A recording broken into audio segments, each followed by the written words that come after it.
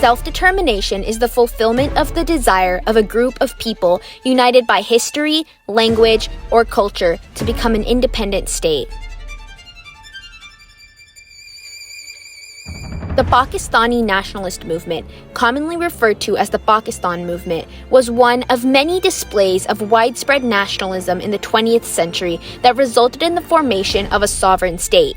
Motivated by mounting tensions between Muslims and Hindus in the Indian subcontinent, the Pakistan movement not only served as a turning point in the political organization of South Asia, but had vast cultural implications as well.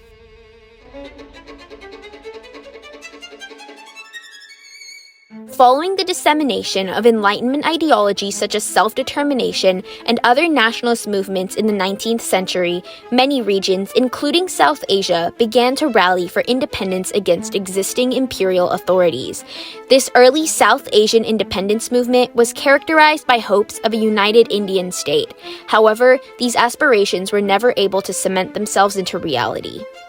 The fall of the Mughal Empire in 1761 marked a shift in the religious dynamics of South Asia, as Hinduism resurged in prominence following its suppression under Muslim rule, invoking a fear in many Muslim leaders that a united India would become a Hindu India. To mitigate these fears, Muslim authorities created the Muslim League in 1906, a checkmate to the pre-existing Indian National Congress, which claimed to speak for all of South Asia's diverse population. The retaliatory Hindu nationalist movement saw the enforced teaching of Sanskrit-based Hindi rather than the preferred Arabic-based language of Muslims, Urdu, as well as the protection of cows from slaughter and other legislation that deprecated and alienated South Asian Muslims.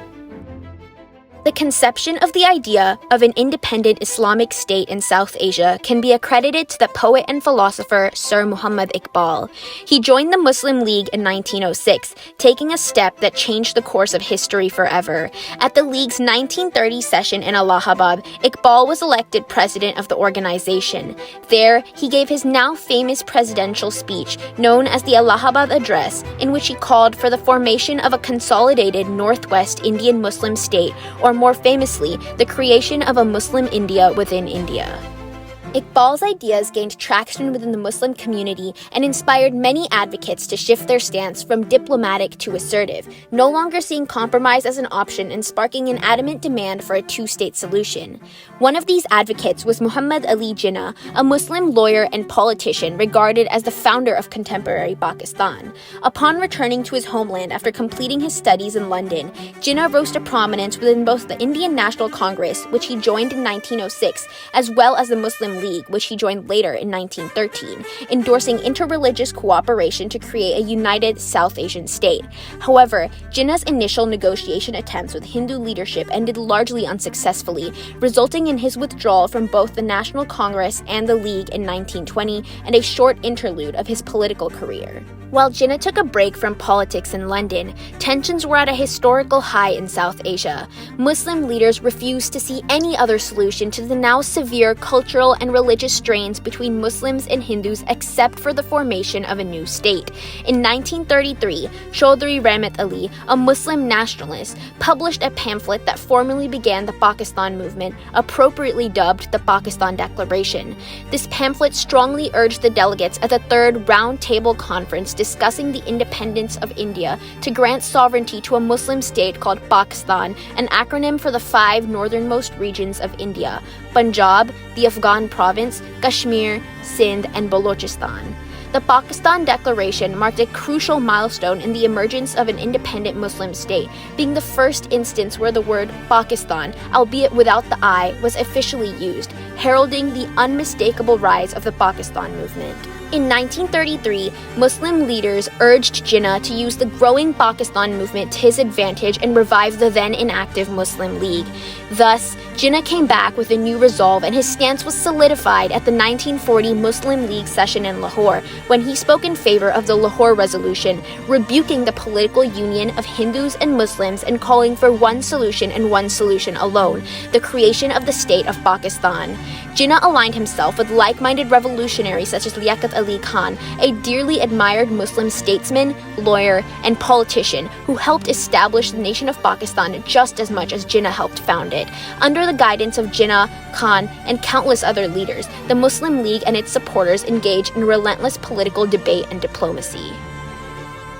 In the 1946 Indian provincial elections, the Muslim League performed outstandingly well, and the staggering support they had garnered gave British and Indian officials no choice but to recognize the South Asian Muslims' right to self-determination in the Indian Independence Act, which partitioned South Asia into the dominions of India and Dominion of Pakistan along the Radcliffe Line.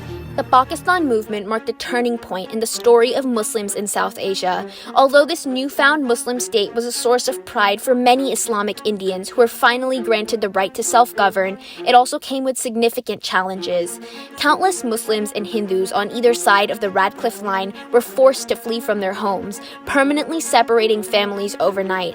The ensuing chaos led to an outburst of arson, loot, rape, and murder.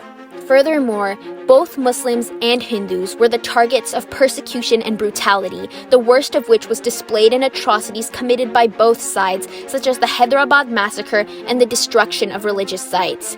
The direct aftermath of the partition led to almost 2 million innocent lives lost, and many more lives irreversibly affected. Major cultural, ethno-linguistic, and religious divides followed the political partition of South Asia in the long term, with regions home to diverse populations torn in half, such as Punjab. Division, hatred, and ever-growing sentiments of nationalism have resulted in the 4 formal wars and countless skirmishes between India and Pakistan since 1947, including the First Kashmir War, the War of 1965, the Bangladesh Liberation War, and the Kargil War. Naseem, a Pakistani expatriate, vividly recounts her experience as a young woman living through these troubling times. एक दफा तो ऐसा भी हुआ कि रात के time पर सायरन बजा और हमारे घर के 1 माइल के फासले पे जोर का धमाका हुआ और एक प्लेन नीचे क्रैश हुआ और उसके छोटे छोटे टुकड़े आधे माइल तक फैले हुए थे। अगर ये हमारे घर पे गिरता तो हम लोगों का क्या होता? Aside from regional impacts, the Pakistan movement and the consequential rise of nationalistic sentiments has had serious ramifications on the international community. Marking a shift in the balance of power in South Asia, the creation of the states of Pakistan and India as the dominant superpowers of the region has resulted in an intense rivalry between the two nations, especially considering their acquisition of nuclear technology in 1998.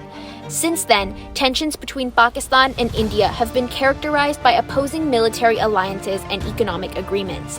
This is best contextualized by the US and other Western states working closely with India, while China has established strong diplomatic ties with Pakistan, altering the geopolitical landscape of not only South Asia, but the rest of the world as well, and inextricably linking South Asia to larger global affairs.